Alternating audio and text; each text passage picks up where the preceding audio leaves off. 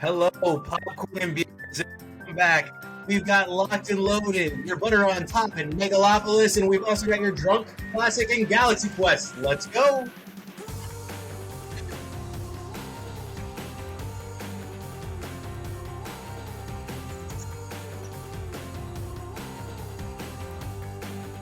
All right, welcome back to Popcorn and Beers, your brother's mother's favorite movie review show.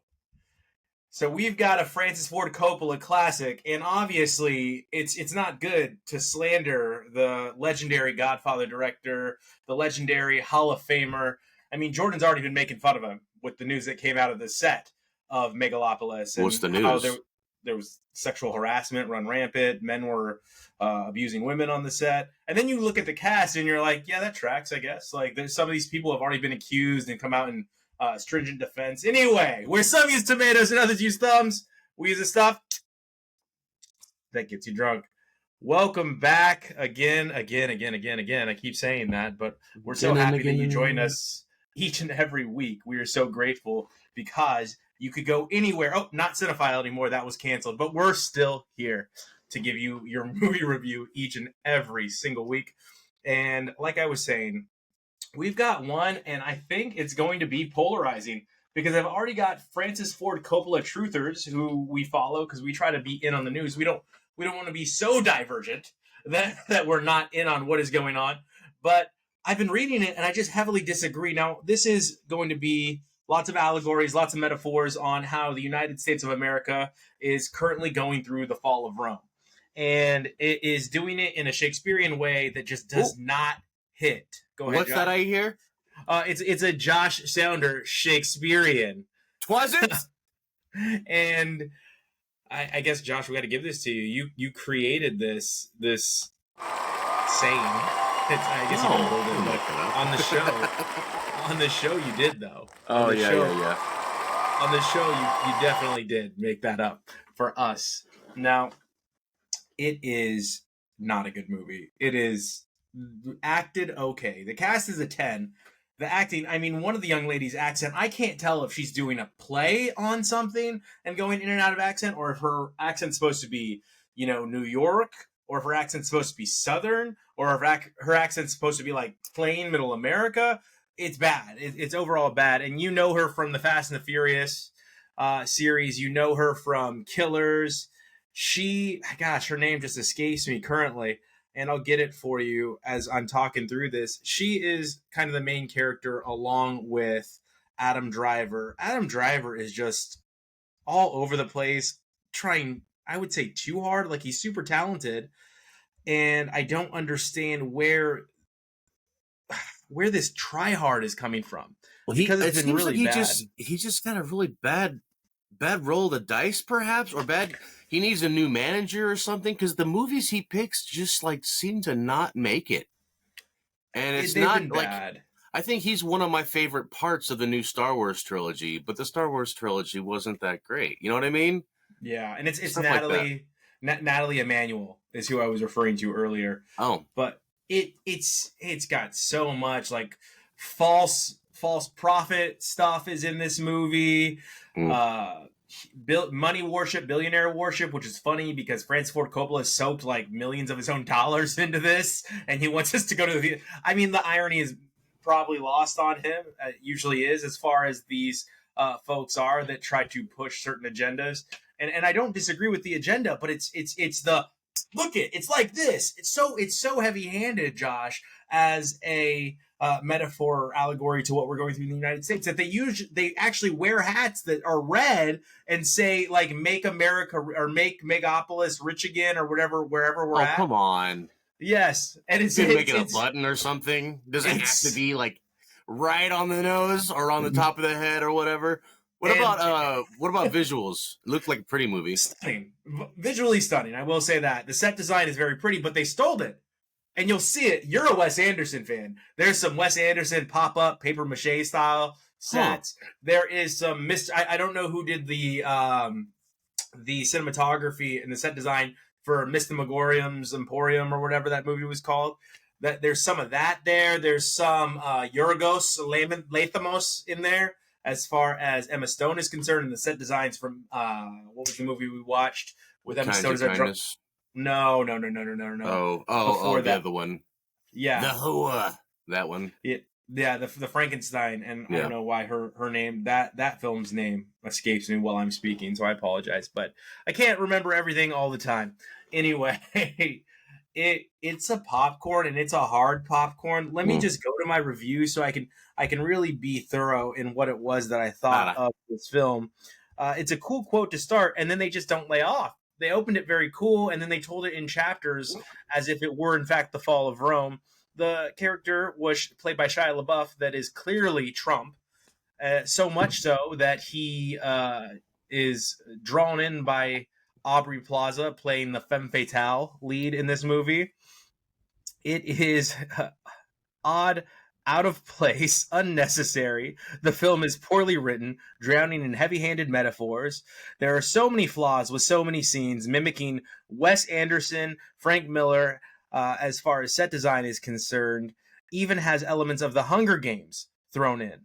It seems like Francis Ford Coppola was all over the place, just trying to take into account pop culture and what has been successful, and thus made a film that has no plot, is all over the place, and drowning in itself. It's like a teenage kid like cutting up magazine clippings and making a wall decoration. Yeah. I mean, I'm going to, small spoiler, not major spoiler. There's not a lot to spoil this movie. It's bad. It's a bad movie. It's all over the place. Good luck keeping track. The only storyline you're going to be able to keep track of, unless you see this movie multiple times, is that it is about the fall of Rome and how it pertains, or how it is associated with where we are as the United States of America. But Adam Driver's character in this, for whatever reason, it never explains it, created a chemical compound that we only see like a few times throughout the film, but the chemical compound is the namesake of the film. It's Megal or something like that is what it's called, and it's a building material that he invents. However, his character has the ability to stop time, Josh, yet gets shot in the face. Oh. Huh. And shot in the face right after he regains the ability to stop time. Yep.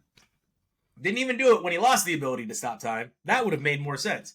They shoot him in the face after he regains a super ability to stop time. Well, that was a huge curveball just now. I mean, not even the death part. Like, I thought we were going one way. Then you're like, oh, superpowers. Just so you know. Cool. Yep, one of the characters has superpowers. No one else does in the whole movie. Just him.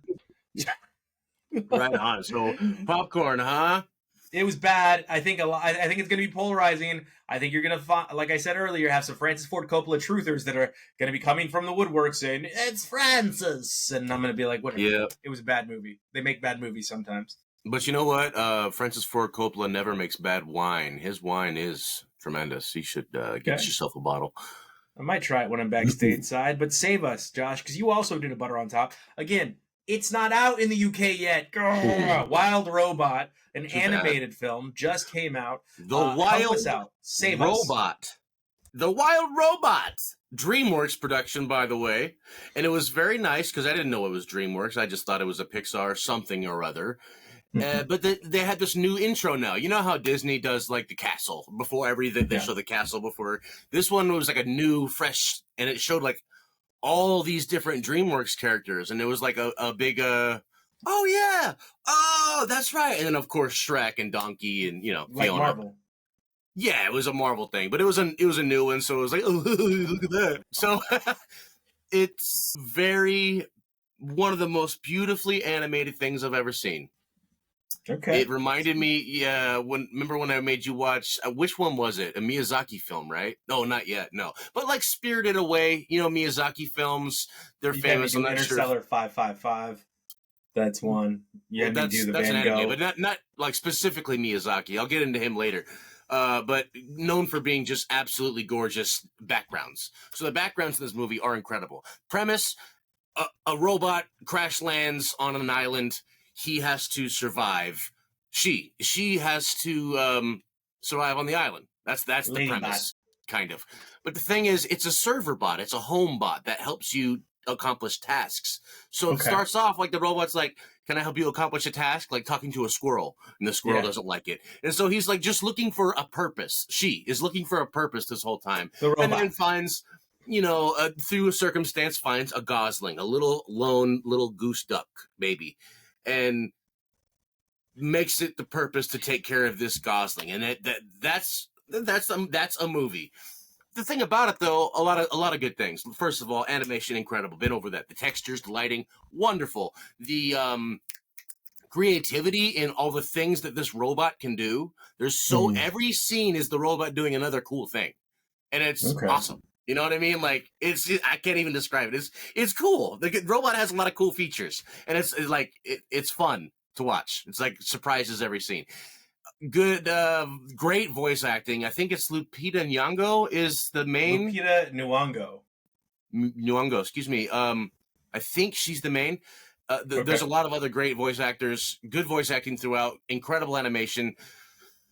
The story doesn't go quite where you think it's going to go. Big bonus points. Spoiler, but big bonus points. No main characters die. Just want to let you know that. It's a huge deal for me.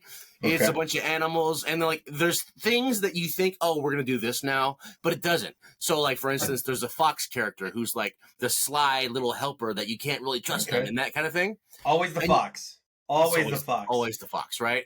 But then it doesn't quite go where you think it's going to go. And, he's kind of annoying. So you're like, okay, so, like, it's going to be this guy the rest of the movie, but it's not. Yeah. They pull away from him for a while too. So it's, they just pepper it in there. I can't really find anything wrong with this. I'm going to go popcorn in 2. I don't know why. Is it a popcorn in 3? Early Oscar favorite for animated movie? Oh, it's going to get a nom for sure. Okay. I want to say popcorn in 2. It wasn't Toy Story 3. You know what I mean? But it was pretty dang good. Pretty good. Yeah.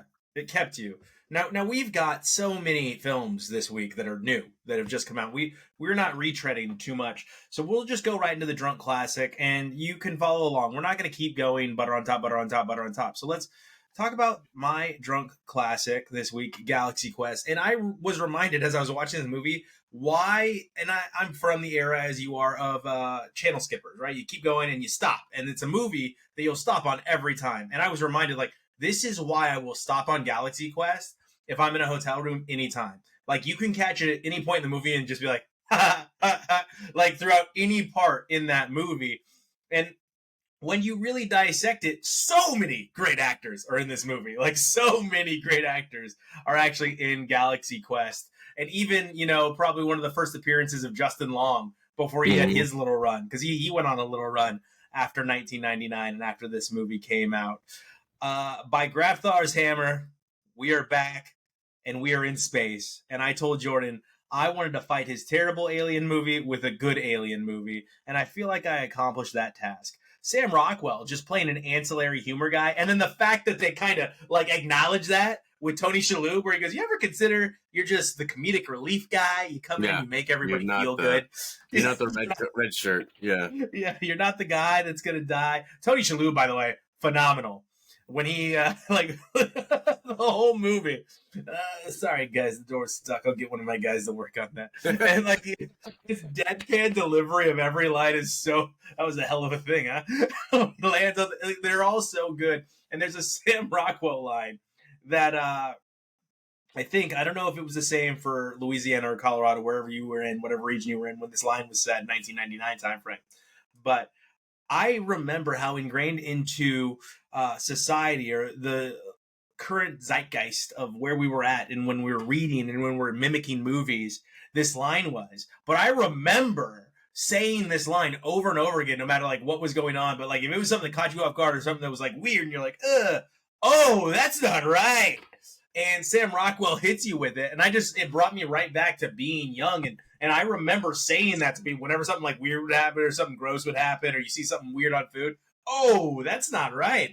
And then it evolved right into our slang to fit our vernacular. That ain't right. Right. So different variations of that have been around forever. For me, it was a popcorn in 2. I think the cast is really good. I really like this movie. Even hearing the dialogue, it was making me smile back and forth. The aliens, I mean, they're so funny because what is it like what do they call that thing that makes them appear as humans? Oh, I forgot. Like a camouflager or something. Like, it's very Yeah. obvious, and like he uses a human cane. Like, aspects of that are so funny, but like at first I'm like, they're in space, they wouldn't have anything better than a human cane, and the answer is no, they got all their technology from a TV show, so of Yeah. course they would have like a cane or something random like that. R.I.P. Alan Rickman. He was great in this as well. And when he decides to go crazy and he saves all the aliens and they thank the commander, it's super classic. Josh, what did you think? Again, that's Galaxy Quest popcorn and 2 for me. Galaxy Quest, you got a popcorn and 2. Alan Rickman was one of the best things. However, like, everyone did great. And this is Three Amigos in space. So that's what it is. But there's nothing wrong with that. They've made Rango is Three Amigos with Lizard. You know what I mean? Like, it's Three Amigos didn't invent this, I don't think. But this template for a movie that did wonderfully with it, though, and a surprisingly well held up CG. Like, the only thing that was like clearly obvious was the little gremlins, but even they weren't bad. Excuse me, I love that scene. 25 years old. I love that scene. Yeah, those are the miners. Yeah, they must be 3 or 5 years old. Tony Shalhoub, man. I wonder if that was unscripted when he says that. Like, if he just improv that line. Yeah. Because that line made me laugh. So, yeah, they must be like 3 to 5 years old. There's a lot of great lines, and a lot of them are just quick and dry. And I like that about this movie quite a bit. It feels a little behind the times and whatever, but just on the premise that this is one of those movies that's making fun of the cons and the nerds and all that, and that's been sort of done to death now. But back then, it wasn't such a. But is it making fun of or embracing, Josh? No, yeah. You have to embrace them at the very end. I'm absolutely not saying that this is making fun of nerds. I was just saying, like, using that as a setting for a comedy or whatever. That's. I mean, they have shows about it. You know what I mean? It's kind of commonplace now. Okay. Just pointing that out. It's a little dated in that sense, but there's nothing wrong with it. It's still on point. It's still very good. I give it a popcorn and 1, just because it wasn't super laugh out loud. I haven't seen this since it was in theaters, but I still liked it. It was still very pleasant, and it's still, like you say, one of those movies when it's on, just put it on. Yeah, it's a giggler. It's not like a side-busting comedy. It's a giggler. But like, gonna, and you have to catch it when it happens, because, like you said, they're just delivered so quick and so dry. Yeah. Like, even Sigourney Weaver with the line about, like, the only fan mail I get is about my boobs. Like, it's so it's so facial expression stuff, and there's gross out humor, and there's all kinds of cool stuff like that, and it's good. It's weird to see Tim Allen young and skinny again, and Sigourney Weaver looking exactly the same. Yes. Yeah, popcorn and 1. Show must go on, right? The show must go on. There's nothing you can say to me in this moment that will get me to do this, Josh. All right. So I'm going to go 2 in a row, back-to-backs. I'm going to start with I saw the TV glow in the What We Were Watching. Now, this is available on Max. It's a new film on Max, and it's another movie that is going to be very, very, very heavy-handed with its metaphors. Essentially, it is telling the story of being a member of the LGBTQIA plus community and to be trapped inside yourself. It stars Justice Smith, who you've seen, I believe, in Pokemon, Detective Pikachu, and the Magical Society, or the Society of Magical Negroes, right? Was that the movie? I think that's the title of the movie. That's the title of the movie. I don't know. I haven't seen it. And then Phoebe Bridgers and Fred Durst is in this as well. It is... did that make you smile because you immediately thought of Limp Bizkit? All I wanted was a casting. Just one casting. So it is a show about self-discovery and the inability to tell the world who you really are, and how damaging that can be to one's psyche, one's whole life, going through life as someone that you are not. It does a bad job. Bad job. Does a bad job. It uses a show called The Pink O'Peak that allows 2 people to bond over their trauma. There's a lot of subtle hints. Now it's not just heavy-handed. Just the main point of the film is heavy-handed, right? As far as that metaphor goes, there's a lot of subtle things like the female character is being abused at home, and there's hints to that. It does blatantly say at one time, but there are hints to that throughout the film. Why she has to leave the city, and she does end up leaving, coming back as though she was abducted. There is some weirdness to it that I think is misplaced, and then they go back and they do some. When you watch a show that you loved as a child and then you watch it as an adult, it does lose some of the magic that it held for you. They touch on that.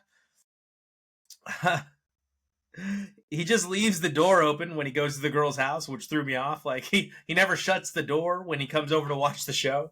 It's open, which is remnants of The Room. Oh, Megalopolis. It is like a higher budget version of The Room. By Tony Wiseau. So that's what it reminded me of repeatedly. Just the acting in it. Yeah, the dialogue, it was bad. Anyway, it failed in its artistic pursuit. I don't think it's going to get any critical acclaim. I think it's going to be 35% on the tomato scale. For us, it is a popcorn, and I saw the TV glow. Next up, we'll be quick. This was a 6-episode documentary. We all know at this point in time, Vince McMahon is a flawed, terrible human being who did terrible, terrible things, but was probably one of the greatest promoters in sports entertainment that the world will ever see. And probably this documentary goes really deep into it. It doesn't do a lot of virtue signaling. It doesn't do a lot of hero making. It doesn't do a lot of sweeping under the rug. This is the first documentary that it is too long again, but it's the first documentary along. Yeah, 6 episodes, but it spans his entire life to now, to this point. So it starts. Necessary though? Yeah, I think so, because there were some things. Did you know about the child molestation accusations that went on? I didn't either. So there's quite a bit of dirty laundry that goes out there. He has an odd ally in some of the stuff that he did in Trish Stratus. So Trish Stratus, some of you may remember, he made her get down on her hands and knees and bark like a dog. I had forgotten that happened. I did. And when they re-showed it, I was like, oh yeah, that was a whole storyline, like a soap opera, pardon me, where they're doing things in front of his wife. And I remembered it all when they showed it. I had completely blocked it out. So the fact that you think some of this resonates and sticks with us forever, you're just wrong. That did not stick with me. However, apparently it did follow Trish Stratus around for the rest of her career, asking her how it made her feel. And she goes, of course, the $1 million question I get asked in every interview ever. And the truth is, I was playing a role. And you fully expect me to say, I hated it, it was terrible, but that's what I wanted you to feel in that moment. And she's very open with it. She's like, I was acting. You should feel like I should feel like this is terrible. And that's what she said. She said she had that led her to heat. And they explain a lot of wrestling terms, industry terms. I'm going to tell you right now, it's a popcorn and one. But it was very interesting to hear from a lot of people I watched growing up. It was very interesting to see his diluted take on himself. I think he believes everything that he says, but I think society will see right through it.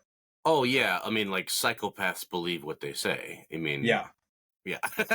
They call him out towards the end. I will say that they call him out on a couple things, and one of them he just blatantly lies and goes, "Oh, I can't recall that." And they're like, "You can't recall this lawsuit." So it's pretty interesting. Josh, why don't you tell us about the Brothers Solomon? The Brothers Solomon is one of those movies that you always saw for us at the BX, but at Target or whatever in the $5 bin. It's always been around since DVD release. It went straight to $5 bin. And I always looked at it like, that's got to be funny. I wonder why I'm not renting that or buying that or whatever. Why do I not want to see it? I mean, there's something about it. So I finally watched it. I think it's free on like TiVo or not TiVo. Freevee. Tubi, maybe? I don't know. Freevee, Tubi, Pluto, all of them. Yeah, whatever you want to call it. The old rabbit ears. Rabbit ears would be a good name for one of those. Anyway. Yeah. Trademark. This is Brother Solomon. It's got Will Forte and Will Arnett, young, probably 2009-ish, something like that. Man, it's Dumb and Dumber in a different dimension, is what it is. Yeah. But I really enjoyed it. And by the way, like every role, pretty much everyone who's in this movie, you know very well. Like, oh, that's that Okay. dude, or that's that lady. A lot of SNL stuff, but not entirely. There's just a lot of great comedy character actors throughout. Like the guy from Scrubs, the bald guy, who was like always sad on Donald Scrubs. Faison. No, the really sad HR guy or whatever. Oh yeah, character Yeah, so actor. I can't he's think of in his it. name. Yeah. Anyway, lots of people are in it. It's really funny. I mean, the best joke example I can think of is he's like asking the girl in the apartment next door on a date.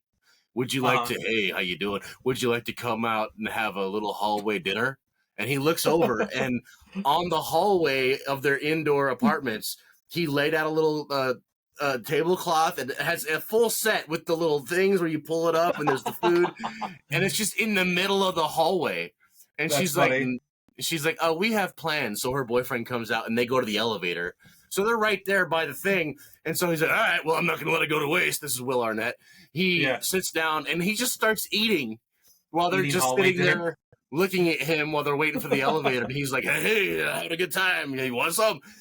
So that's a good example. This movie is stupid. It's Will Forte and Will Arnett at their most themselves, I think. Completely unbridled. But it's also really bad in a dumb. I wouldn't say it's like The Pest really bad, but it's pretty like, oh my God, this is ridiculous. It's ridiculous humor. It's not awful. I give it a popcorn 1. Okay, Smarty, go to a party. I saw a new entry into the Hellboy franchise, Hellboy Crooked Man. I didn't even know that was out. Nobody did. And it's very independent. It's very independent. The only reason I knew it was out was the last week's Butter on Top, which I didn't get to see last week's until this week. Sorry. So I saw Strange Darling, which had a trailer for this, which is also an indie film. And I was like, that looks like everything Hellboy should have been from the beginning. No knock on Guillermo. I love Guillermo. But it's very flashy, very CGI, very big and extravagant. And I think Hellboy, just even as a comic book, it's very inside. It's very indie. Like only like really hardcore fans had read that comic. I had never heard of it until Guillermo brought it to mainstream. And I feel like the Crooked Man, though the CGI is not great, the acting's decently strong, to be fair. And it's nobody you've ever heard of. Jack Kesey plays Hellboy. Adeline Rudolph plays Bobby Joe Song, who is the federal agent assigned to him. A little bit of like witch element to her, but she's not necessarily a witch. She's just a human looking into this so she could study it, right? Because she was never a field agent. She was a desk Analyst agent or whatever. I don't know what, like an analyst. What about Lee McNamara? Jefferson White? Like none of these people you have ever really heard of. I mean, maybe some cinephiles that are hardcore would say, oh yeah, I've seen that person in 9,000 movies before this, but like I haven't. And I felt like the performance was pretty well delivered. I didn't mind the bad CGI because I was here, like I was in, I bought in. I was like, okay, like the CGI is not going to be great. It's a very indie film. It is doing what it's supposed to. They're not heavy-handed with it. It's very practical as far as the set designs, the graphics, the effects are concerned, which I appreciated, I liked, I enjoyed. I think that the dialogue, though, short and really compartmentalized, was good. It was solid. It wasn't bad. I didn't think they did too much of a crybaby story about his mom. I think they did a good job of distancing themselves from the other 3 films, really saying, hey, this is its own movie. It's a standalone.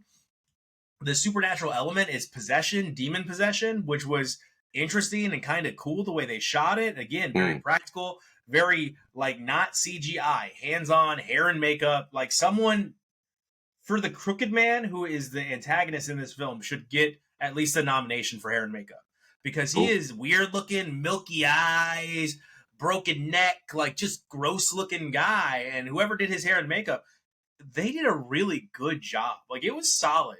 And it wasn't like, wow, that's indie, that's bad, that's in someone's basement. It was like, okay, good job on whoever did this. So it's a much darker entry into the franchise as the demon hero takes on the possessed Appalachian Mountains, and the witch familiar scene takes hold of this comic book franchise. Cool beans. I liked it, man. There's a really gross scene where the familiar re-enters the human's body, and it got me. I was like, oh, that's nasty. It was really gross. It was really nasty the way they did it, but I was appreciating it. So I'm going to give that one a popcorn and 1. But I think if you go to it, you have low expectations. I think most people will really appreciate it for what it is and what it was able to do with a very big hero at this point. Never Let Go, Halle Berry. Last week's Butter on Top. I will tell you this. I agree with Jordan. I think it is a popcorn and 1. I think the kids did a very good job. It's very open-ended. It's very much what is real, what is not. It's a spiraling look into a woman's world that could either be tragic sanity or terrifying prison of psychosis that she's locked both herself and her children in. The movie is not bad. Like Jordan said, it's a popcorn and 1. Again, that is Never Let Go.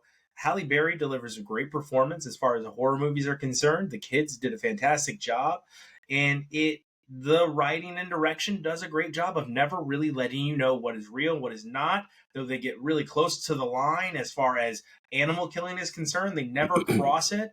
So I'm going to agree with Jordan. Popcorn and 1 for last week's Butter on Top, which just released in England.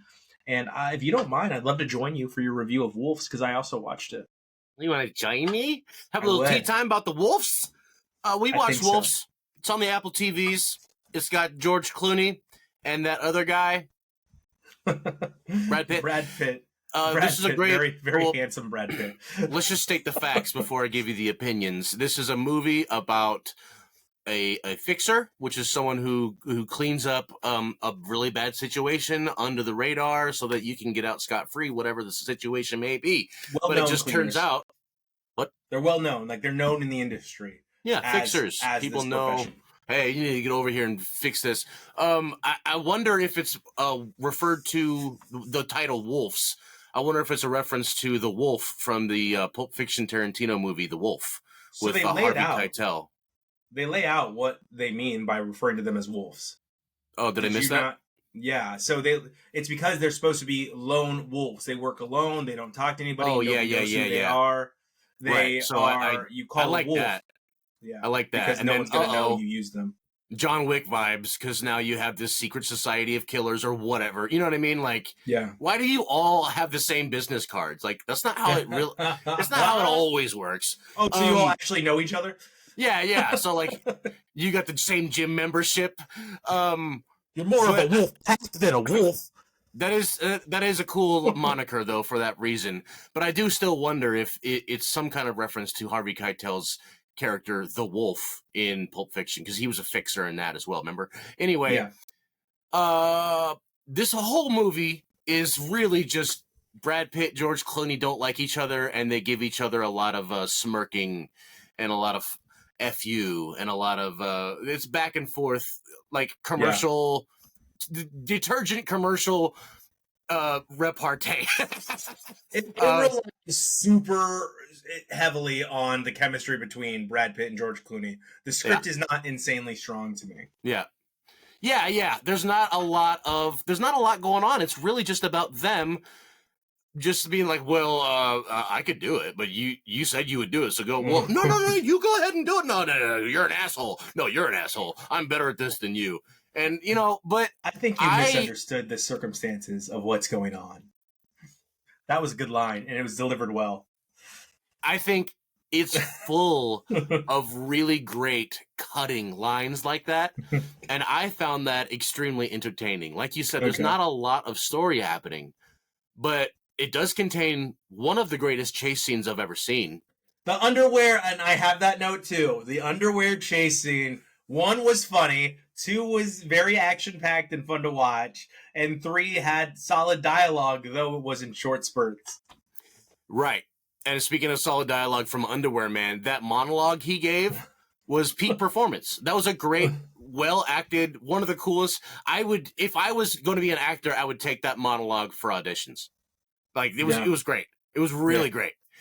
It was nice to see, I'm assuming, New York in, like, pretty much always 3 a.m. And it was cool to, like, see an aspect of, like, city life people don't always think about. Like, the city's always on. There's always people working. There's always something happening. And that was cool to see the, not exactly always the underbelly, but just, like, City at Night. It was really a cool setting. I think it was a hip, cool Ocean's 11, but a twist kind of. It's the twist. So I give it a popcorn and 1. Yeah.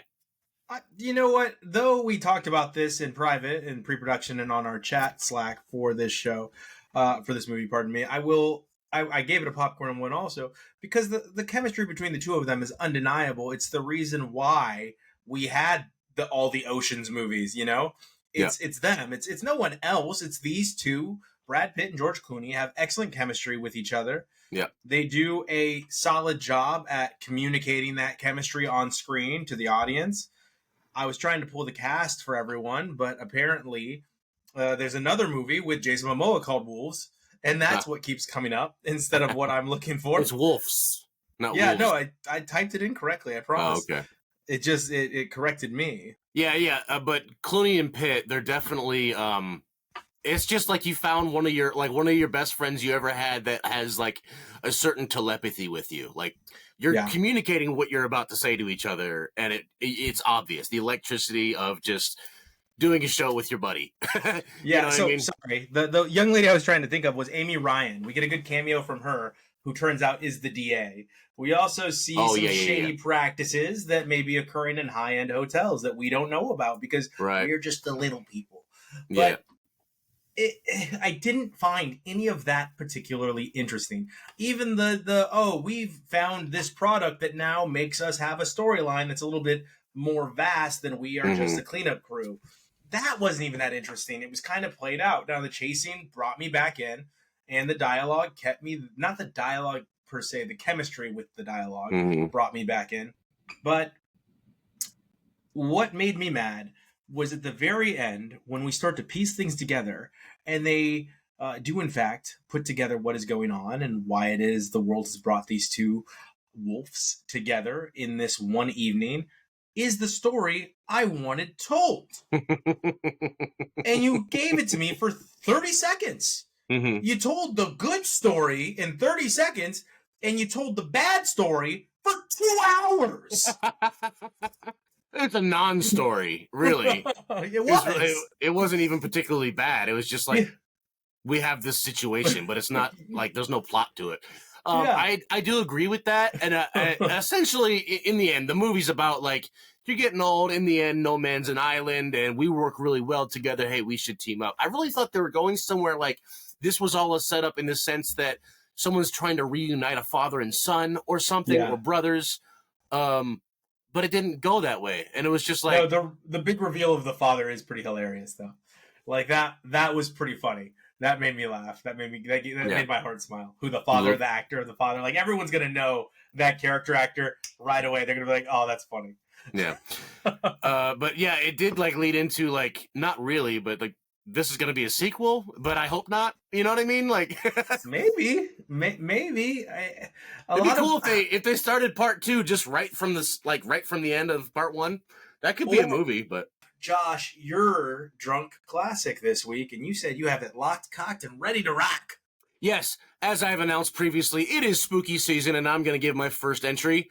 We had a really bad alien, then we had a good alien, but Fry's alien wasn't spooky. My spooky is going to be, you can go ahead and guess with me if you like. It's wild. It's a wild ride. Okay. It's got Bruce Campbell. Oh, it's a B movie. It's a B movie. And there's a mummy.